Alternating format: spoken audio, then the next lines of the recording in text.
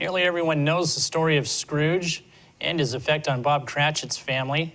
The Moses Lake School District is working on trying to help alleviate the effects of poverty on students. Here with the story is Ryan Lancaster. It's hard to learn on an empty stomach. Hundreds of Moses Lake students fill their bellies before heading to class thanks to a free and reduced meals program.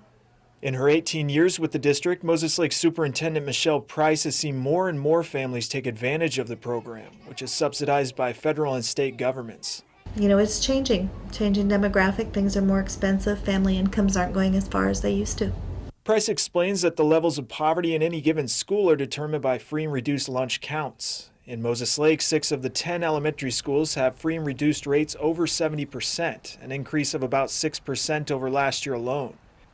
Nowhere is this more apparent than at Midway Elementary, where nearly every student eats free or reduced meals. Last year, we were at 83% of our students qualifying for free and reduced lunch.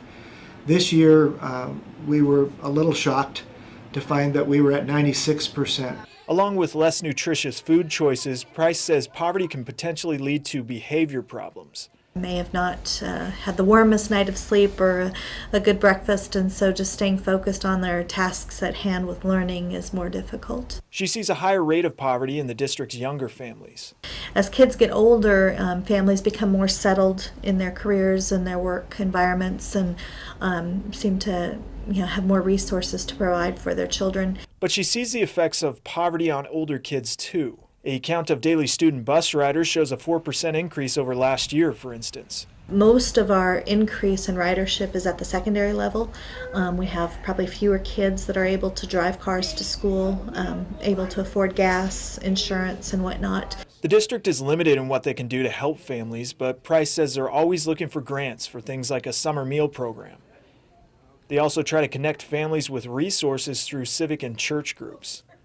Rotary provides backpacks and school supplies for about a third of Midway students, and a Presbyterian church near the school is starting an after-school tutoring program. The school is kind of a hub for services, and we're doing all we can think of now, and we're open to other ideas on how to better serve the kids in our school. You can't sit by and see poverty and the effects on kids especially, and just leave it alone. And our staff is really grouped together. We have staff members who are donating coats and buying extra snacks on some occasions and bringing shoes that their kids no longer use. And those are things that happen all the time, and they happen in all of our schools. Price calls education an equalizer and says through it, Moses Lake educators hope to give kids as many opportunities as possible. Families are doing the best that they can with their resources that they have, and that it really is an issue of how do we support each other regardless of what the family needs are. One of the things that makes education a great profession is that you get a chance to work with children, and it doesn't matter what their socioeconomic background is. They're still valuable human beings who need our best.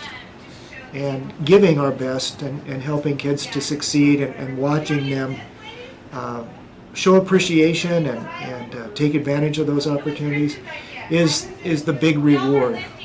It really is for educators. For iFIBER 1 News, this is Ryan Lancaster reporting. Thanks, Ryan. We'll be right back after this quick break.